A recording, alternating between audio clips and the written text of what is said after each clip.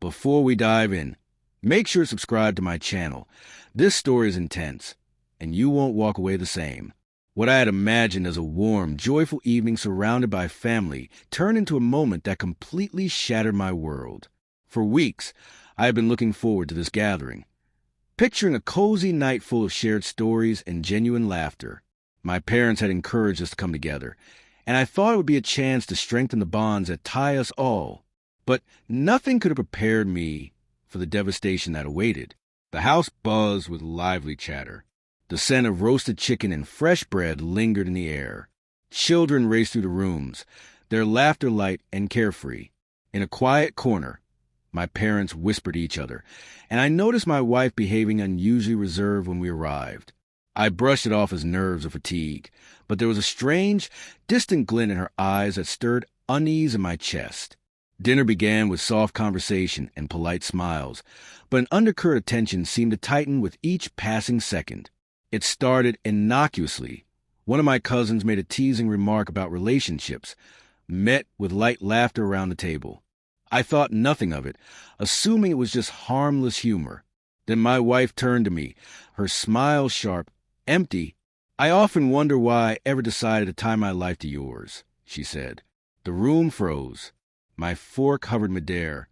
I locked eyes on her, searching for any sign she was joking.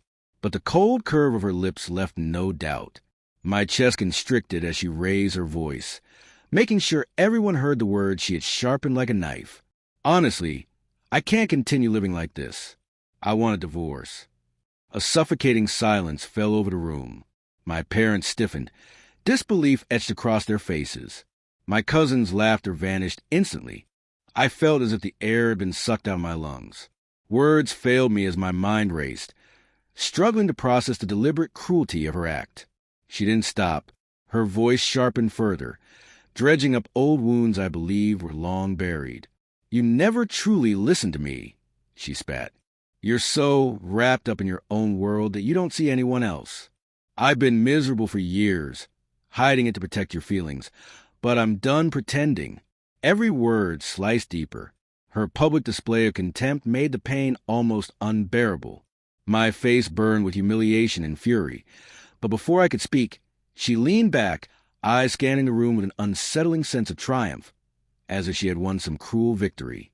I excused myself, voice shaking, and stumbled into the backyard, gasping for air, trying to untangle the wreckage of that moment. Memories of laughter, promises, and shared dreams flashed through my mind. How could they hold so little meaning for her? When I returned, she was outside, unnervingly calm, almost attached. "We can't keep living a lie," she said quietly, her tone heavy with finality. "I've made my choice." I wanted to beg her to reconsider, to plead for a second chance, but my voice faltered. In that instant, I understood. This wasn't a temporary quarrel.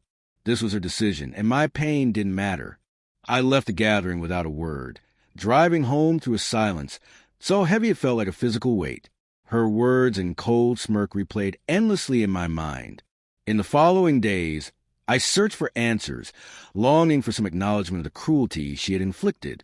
But in private, she remained firm, insisting she'd been unhappy for years and reaffirming her desire for a divorce.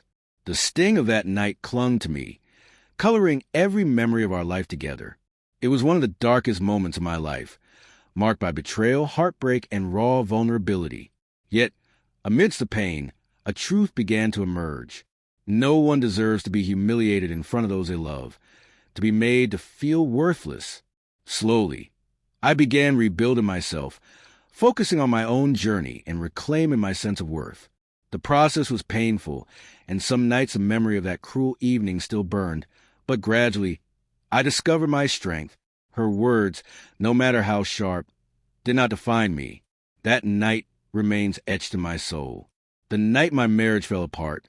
The night I was publicly wounded. The night I realized how deeply those closest to us can hurt us.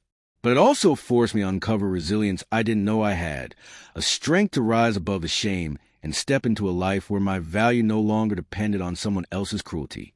Family gatherings are supposed to be sanctuaries of warmth and connection. Mine became a stage for shock, pain, and public humiliation. Yet it also became a turning point. Sometimes the moments that break us the most are the ones that reveal who we truly are and what we genuinely deserve.